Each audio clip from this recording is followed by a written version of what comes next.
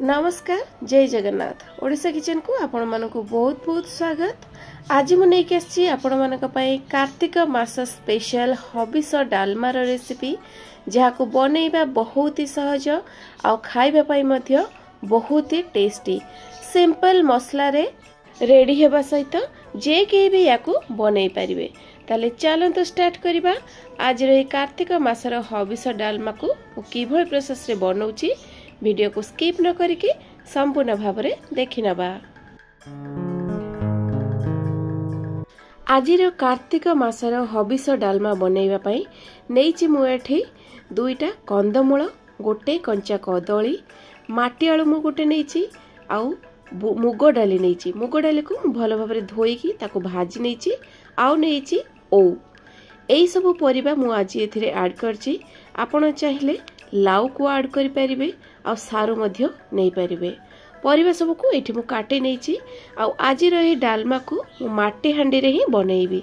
तो सेथि भाई मु माटी हांडी गोटे नेछि। फ्लेम ऑन कर दे की बसै की हांडी देहरे मु दे देबी 1 लीटर पाखा पाखी पानी। पानी टिके गरम हे गला परे जो भाजी की रखिथिली मुग डाली ताको देई देबी आ घोडनी लगई दे की टिके फुट आसीबा पर्यंत छाडी देबी। तारी भितरे रेडी करनबा आमे गुटे डालमा मसला। एई हबिस डालमा पई बेसी किछि मसला दरकार हबनी। बस नेइछि मु एठी 8-10 टा गोलमरीच आ 1 चमच गोटा जीरा।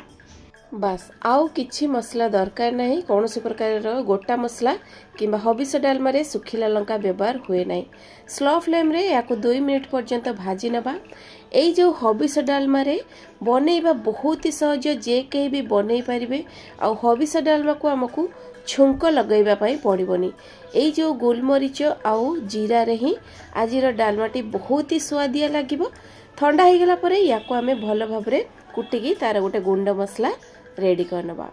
एपटरे देखंतु डाली हमर फुटी हे आसिलानी।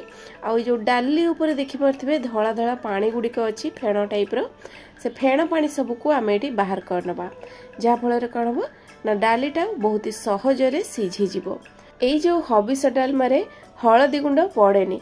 तो आमे केवल एई पूरा डालमा रो स्वाद देखिकी देई देबा एठी लूण। लूण देई देई की टिके गोळेई नै की याको आमे डाली को 50% सिझिबा पर्यंत घोडणी लगेई की 4-5 मिनिट छाडी देबा। 4-5 मिनिट परे मु आपन को देखाउची। देखंतु डाली एठी पूरा पूरी भाबरे अधा अधी सिझी हे गेलानी। एबे हमें काटी की रखिथिबा माटी आलू कंदमूल आ जो काटी की रखिथिले कदली को ऐड कर देबा। आपण चाहिले पानी कखारु सारो इत्यादि को मध्य देई परिबे। बढ़िया बासना पाई अदा छेचा अल्प किछि देई देबा आ 2-3 टा तेज पत्र भी देई देबा। भल भाबरे टिके गोळेई देबा आ घोडणी लगेई देई की परिबा डाली सिझिबा पाई आमे आउ 5 मिनिट पर्यंत याकू छाड़ी देबा। 5 मिनिट परे मु देखौची। देखंतु बढ़िया भाबरे डाली सिझी जाईची आ परिबा सब मध्य एठी भल भाबरे सिझी जाईची। एई स्टेज रे परिबा सब सिझी गला परे आमे सबा लास्ट रे देबा ओ देई देई की मध्य आमे आउ 2 मिनिट सिझिबा पाई घोडणी लगेई की छाड़ी देबा। सबा लास्ट रे म आपन को देखौची। देखंतु ओ परिबा डाली एठी सिझी जाईची। बहुत बढ़िया भाबरे हमरो डालमाटा पूरा पूरी रेडी हे आसलानी। हल्का टिके गोळे देई सला परे जेहेतु ओ देइचे खट्टा लागिबो कदली देइचे टिके कसा कसा लागिबो तार टेस्ट को बैलेंस पई देई देबा। एठी आधा चमच गुड़ टिके देबे मध्य बहुत बढ़िया हबिस डालमा रे टेस्ट आसीबो। गोळे नै सला परे एबे सबा लास्ट रे हम कोन करबा ना दबा नडिया कुरा। ए नडिया कुरा जते बेले दबा गैस रा फ्लेम को पूरा पूरी भाबरे बंद कर देबा। आ हबिस डालमा जेहेतु नडिया कुरा टिके निश्चय देबे।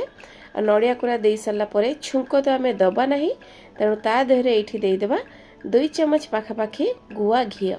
बढ़िया बास्ना आसीबो। टेस्ट मध्य यार बहुत बढ़िया आसीबो। आउ जो भाजी की रखिथिबा जीरा गोलमरीच गुंड रेडी करके रखिथिली से सब को देई देबे टिके। आ से सब देई सला परे घोडणी लगेई देकी 2 मिनिट पई छाडी देबी। ता भितरे तार भल भाबरे तरकारीटा सेट हेकी रेडी हे जिवो। एठी 2 मिनिट परे मु देखौची घोडणी खुलिला मात्रे ना ए जो घी जीरा गुंड आ नडिया तार बास्नाटा गोटे बहुत बढ़िया आछी। छुंक लगेबा किछि भी दरकार पड़िबोनी। तो देखिपारे सहज उपाय रेडी हो गला आमर कार्तिक मासर हबिष डालमा। या आप गरम गरम अरुआ भात सहित खाइबे बेस जमीज साइड रे किछि भी दरकार पड़िबनी।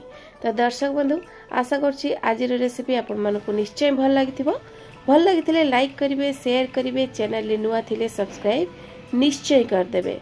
पुणी देखा आ गोटे नुआ वीडियो रे नुआ रेसिपी सहित से पर्यंत रहउछि। नमस्कार, जय जगन्नाथ।